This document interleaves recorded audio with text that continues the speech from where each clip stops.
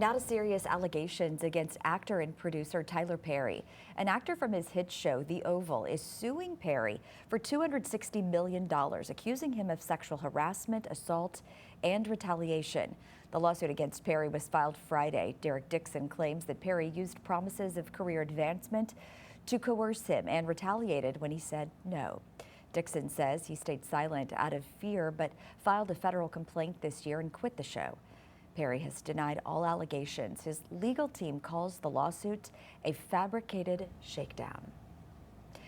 To a landmark decision now, a divided U.S. Supreme Court has upheld a Tennessee law restricting some medical treatments for transgender minors. 26 other states have laws with restriction on gender-affirming care, and Tennessee argued has a compelling interest in encouraging minors to appreciate their sex, especially as they undergo puberty. But opponents have argued the treatments are life-saving for teens diagnosed with gender dysphoria. Chief Justice John Roberts wrote for the majority, saying, "Our role is not to judge the wisdom, fairness, or logic of the law before us. We leave questions regarding its policy to their people, their elected representatives, and the democratic process." This now allows states to make the determination as to whether or not they will bar transgender minors or anyone, to the court's point, from obtaining certain medical treatment for gender transition therapy. One other justice wrote that disagreed with the decision, wrote that the court abandons transgender children and their families to political whims.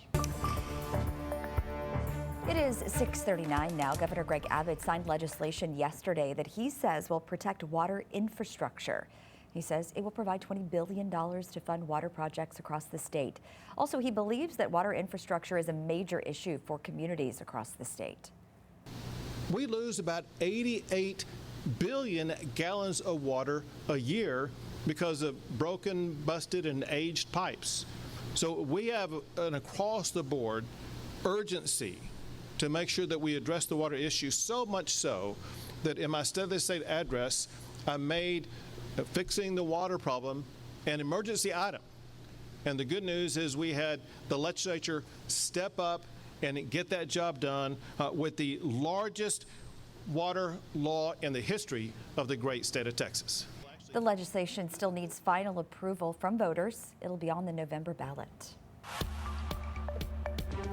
Well, home run and Tyler, 5 years.